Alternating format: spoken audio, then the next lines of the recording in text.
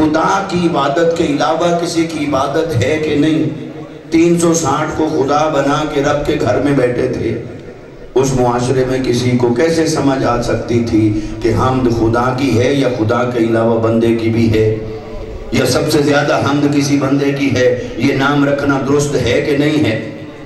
تو جس معاشرے میں اللہ کی توحید کا، معبودیت کا تصور نکھرا ہوا نہیں تھا، اس معاشرے میں اگر ایک دادا ایک پوتے کی محبت میں نام رکھ دے محمد، جس کی سب سے زیادہ حمد کی گئی، سب سے زیادہ تعریف کی گئی، تو یہ کوئی تعجب کی بات نہیں۔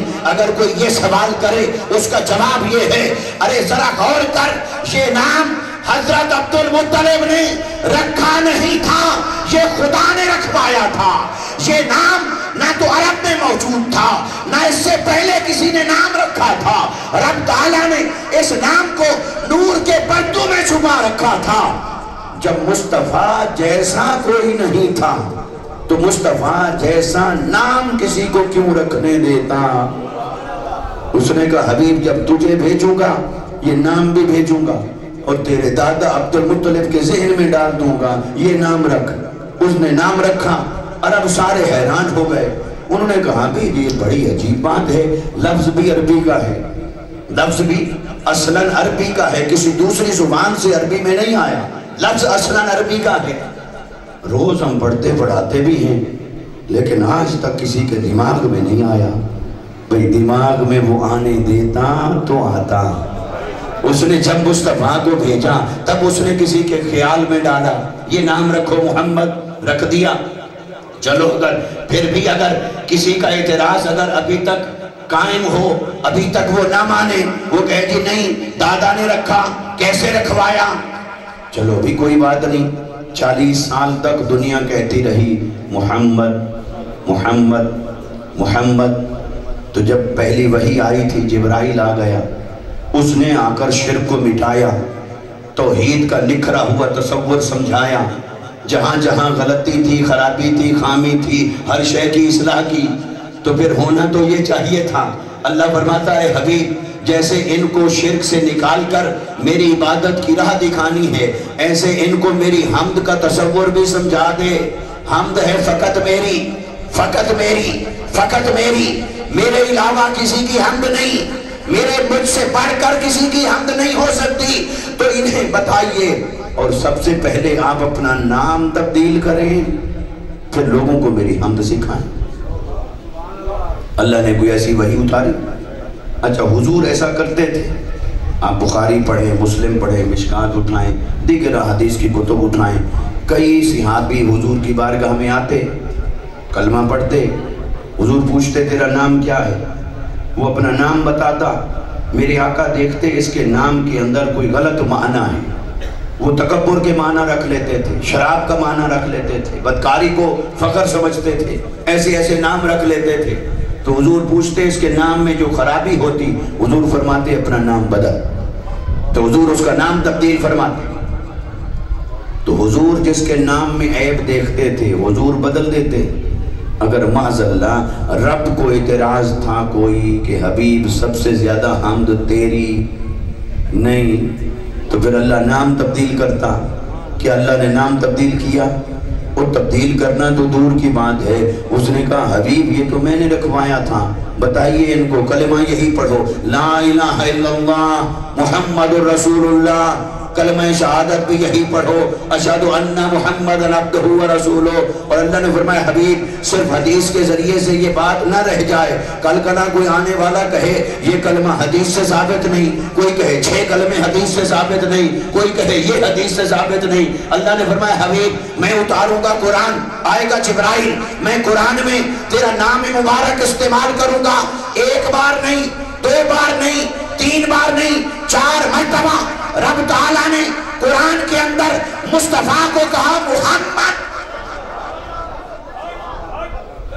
وما محمد الا رسول، محمد رسول اللہ والذین معہ۔ پھر فرماتا ہے ما کان محمد ابا احد من رجالکم ولکن رسول اللہ وخاتم النبیین۔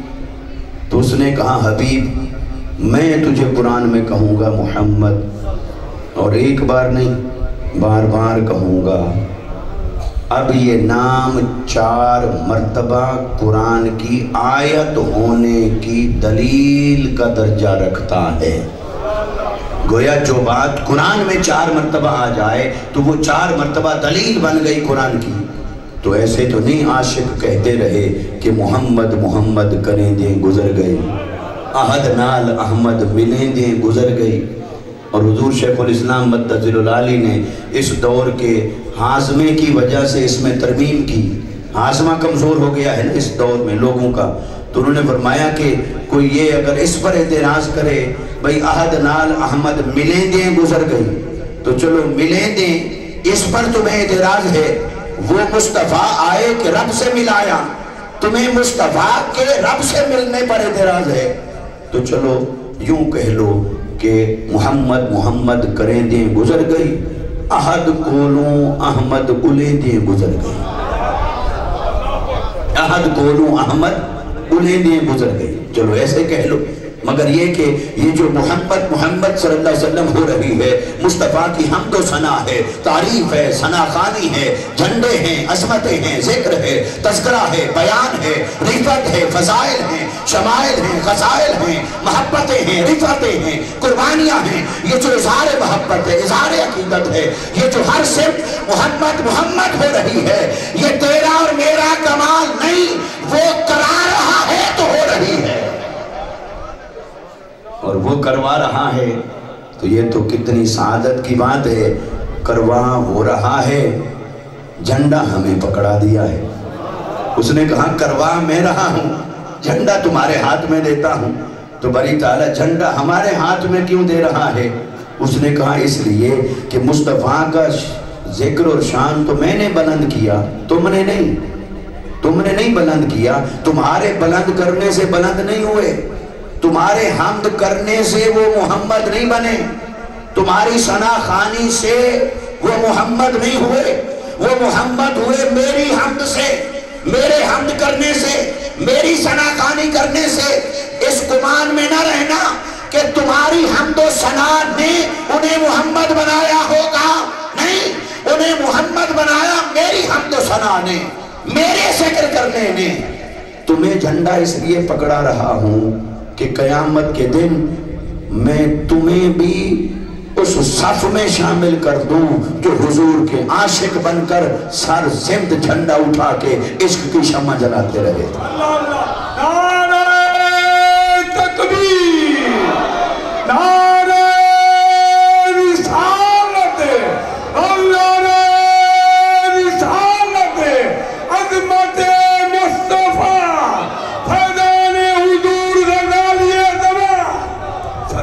اس لیے اللہ نے فرمایا وَرَفَعْنَا لَكَ ذِكْرَكَ، اے حبیب ہم نے تیرا ذکر بلند کیا۔ باری تعالیٰ تو ہے، ہم کیسے ہو گیا؟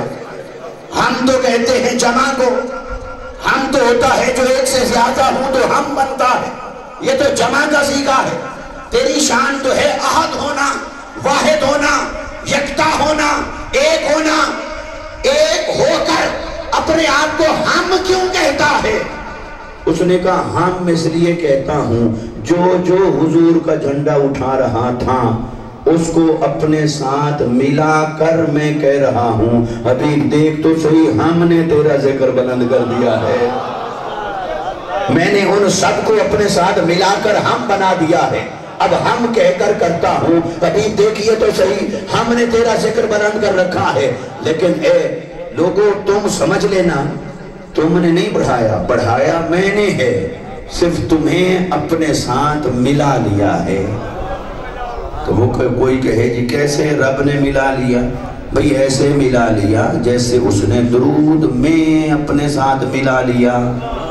اس نے کہا تم نماز پڑھتے ہو، میں نہیں پڑھتا، میں تو معبود ہوں، تم روزہ رکھتے ہو، میں نہیں رکھتا، میں معبود ہوں، تم حج اور عمرہ کرو، میں نہیں، میں معبود ہوں، لیکن آؤ ایک کام ایسا ہے وہ مل کے کرتے ہیں۔ باری تعالیٰ وہ کیا؟ اس نے کہا میں بھی صلاۃ بھیجتا ہوں مصطفیٰ پر، تم بھی صلاۃ بھیجو مصطفیٰ پر، میں بھی درود بھیجتا ہوں، میں نے اس میں فرشتوں کو بھی جمع کر لیا ہے اپنے ساتھ، میں بھی بھیجتا ہوں، وہ بھی بھیجیں گے، اور اے ایمان والو تم بھی بھیجو۔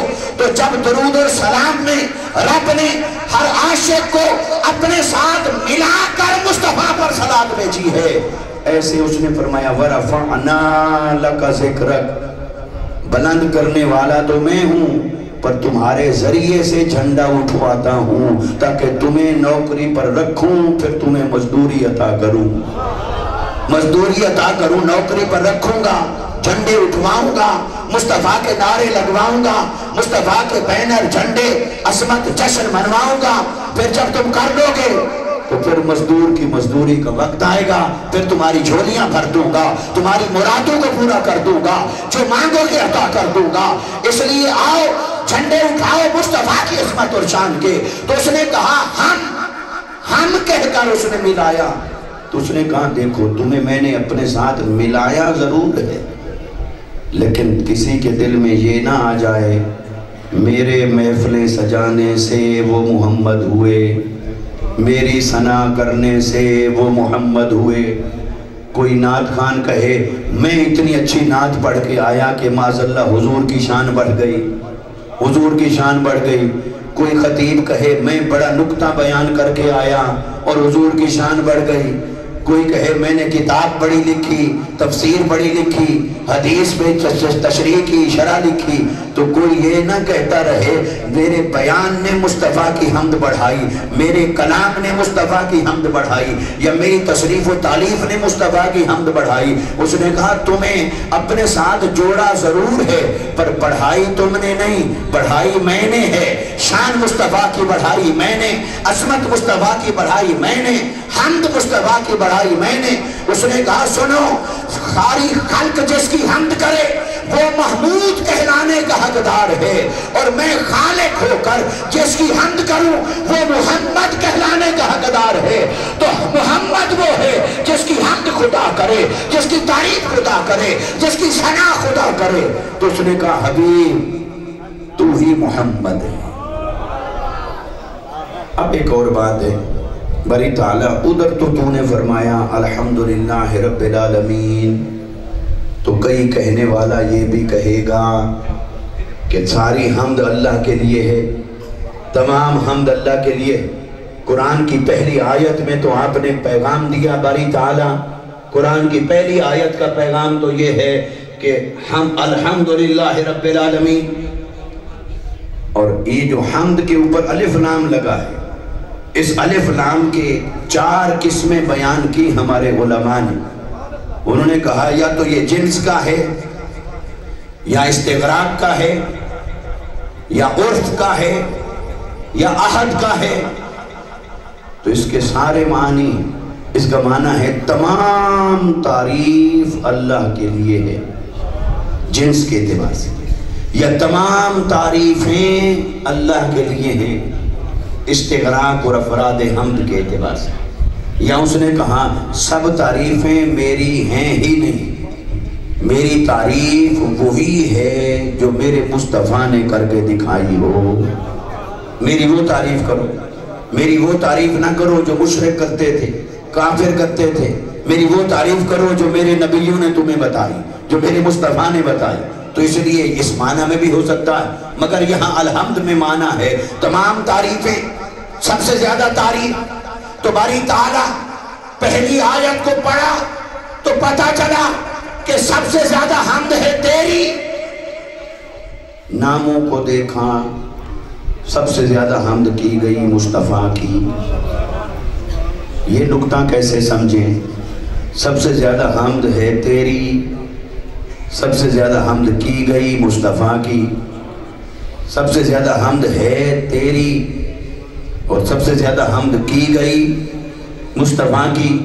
اس نے کہا ہاں ہے میری، ہے، بولیے ہے، لیکن ہوئی میری نہیں، ہے میری لیکن ہوئی میری نہیں۔ سب سے زیادہ ہے میری لیکن سب سے زیادہ ہوئی میری نہیں۔ باری تعالیٰ وہ کیسے؟ فرمایا اس لیے کہ میری حمد کرنے والے تھے تم، اور مصطفیٰ کی حمد کرنے والا ہوں میں۔ तो बताओ ज्यादा किसकी हुई? क्या तुम्हारा हम्द करना मेरे हम्द करने के बराबर हो सकता है? एक हम्द करना है तुम्हारा अमल, एक हम्द करना है मेरा अमल। मेरा फेल है मुस्तफा की हम्द करना, तुम्हारा फेल है मेरी हम्द करना। तुम सब ने मिलकर मेरी हम्द की, तुम्हारे इस अमल को तराजू के एक पलड़े में रखूं और मैंने जो हम्द की मुस्तफा की उसे दूसरे पलड़े में रखूं। तो ऐ तौहीद वालों जरा तोल के बताओ, मेरे फेल के बराबर किसी का फेल है? न मेरी जात के बराबर कोई जात है, न मेरी सिफत के बराबर कोई सिफत है, न मेरे फेल के बराबर कोई फेल है। तो सुनो मेरी हम्द करने वालों, तुम निकले हो नाकिस और मुस्तफा की हम्द करने वाला है कामिल। इसलिए सबसे ज्यादा हम्द है मेरी, रहेगी मेरी। लेकिन क्या करूं, मेरी हम्द करने वालों की एक हद है और मुस्तफा की हम्द करने वालों की हद है ही नहीं। मेरी हम्द करने वाले 5 वक्त आते हैं, सजदा करते हैं, हम्द सना करके चले जाते हैं, पर जो मुस्तफा की हम्द करने वाला है उसका ना कोई काम है, ना काज है, ना वक्फा करता है, ना ब्रेक आती है, ना उस मजलिस को खत्म करता है। उसने तो वो जब से है तब से हम्द मुस्तफा कर रहा है, वो जब तक रहेगा तब तक हम्द मुस्तफा करता रहेगा। वहां ना इनकिता है, ना वक्फा है, ना डिस्कनेक्शन है। वो मजलिस ना बर्खास्त